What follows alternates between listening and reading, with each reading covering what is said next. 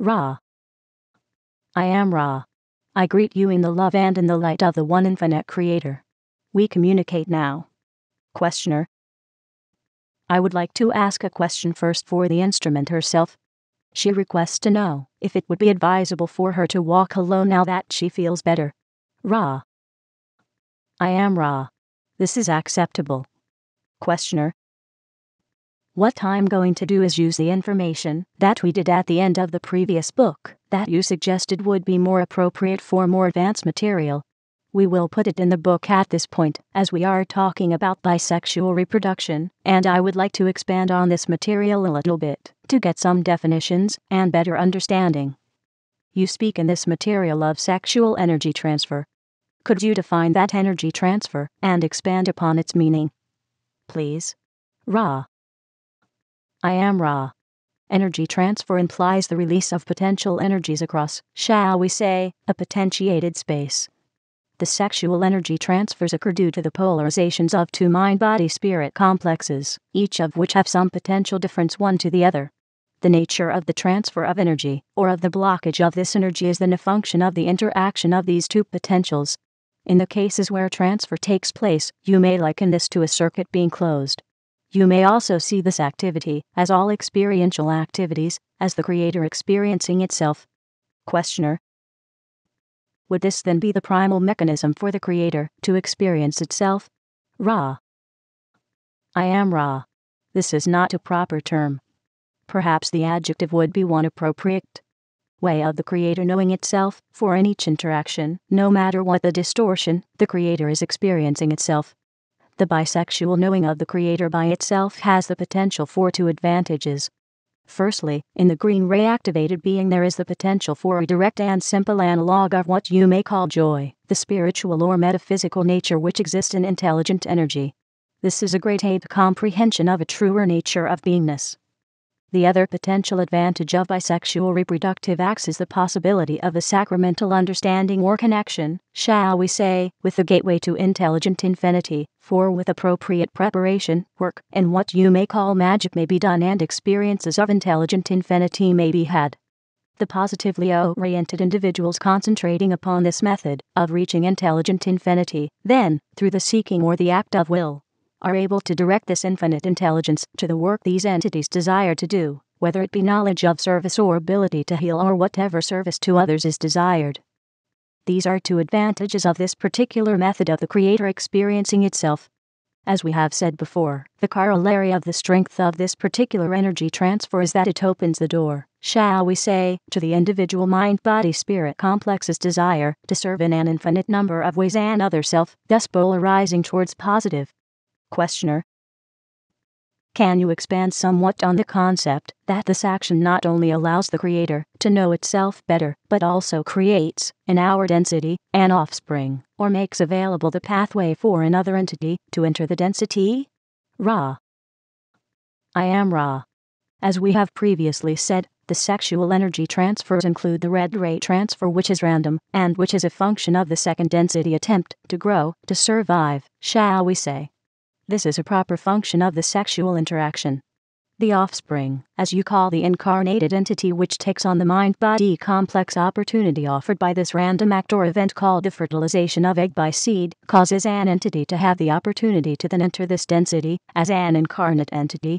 This gives the two who were engaged in this bisexual reproductive energy transfer the potential for great service in this area of the nurturing of the small experienced entity as it gains an experience.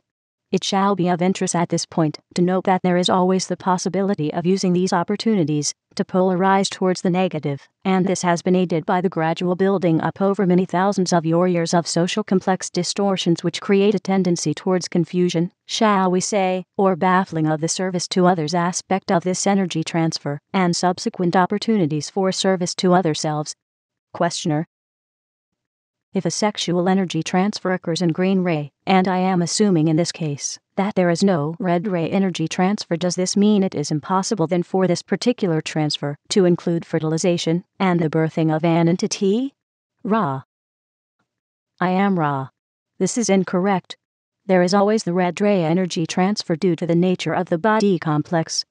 The random result of this energy transfer will be as it will be, as a function of the possibility of fertilization at a given time, in a given pairing of entities. The green ray energy transfer occurs due to the vibratory rate of each entity being undistorted in any vital sense by the yellow or orange ray energies. Thus the gift, shall we say, being given freely, no payment being requested either of the body, of the mind, or of the spirit.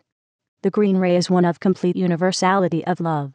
This is a giving without expectation of return. Questioner: I was wondering if there was some principle behind the fact that a sexual union does not necessarily lead to fertilization. I'm not interested in the chemical or physical principles of it.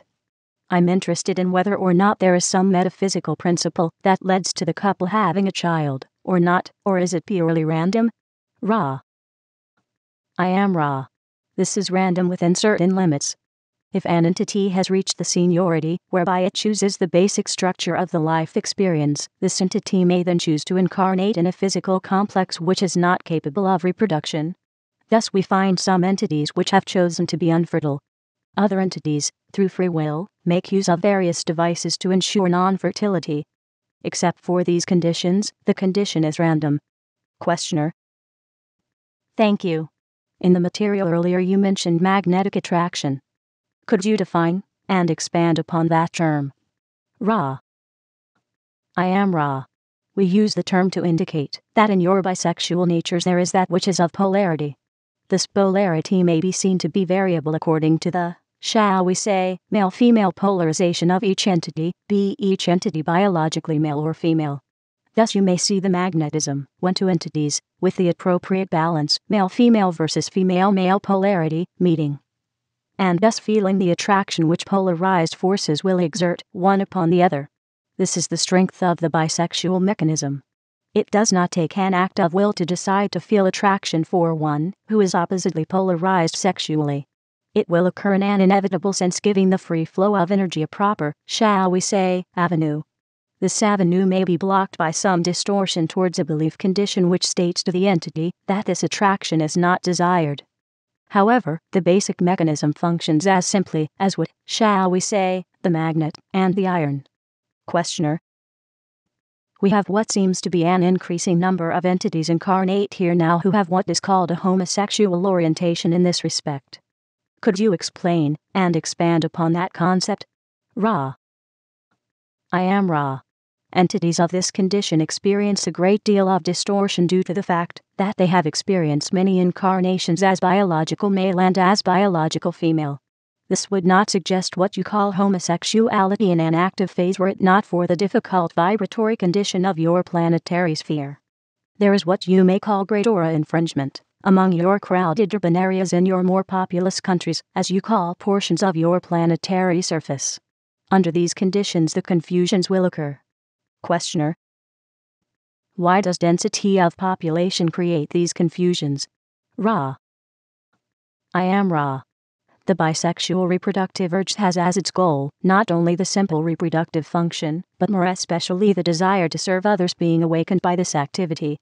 In an overcrowded situation, where each mind-body-spirit complex is under a constant bombardment from other selves, it is understandable that those who are especially sensitive would not feel the desire to be of service to other selves. This also would increase the probability of a lack of desire, or a blockage of the red ray reproductive energy. In an uncrowded atmosphere, this same entity would, through the stimulus of feeling the solitude about it, then have much more desire to seek out someone to whom it may be of service, thus regularizing the sexual reproductive function. Questioner: Roughly how many previous incarnations, shall we say, would a male entity in this incarnation have had in the past, as a female to have a highly homosexual orientation in this incarnation? Just roughly. Ra. I am Ra. If an entity has had roughly 65% of its incarnations in the sexual biological body complex, the opposite polarity to its present body complex, this entity is vulnerable to infringement of your urban areas and may perhaps become of what you call an homosexual nature. It is to be noted at this juncture that although it is much more difficult, it is possible in this type of association for an entity to be of great service to another infidelity and sincere green ray love of a non-sexual nature, thus adjusting or lessening the distortions of its sexual impairment.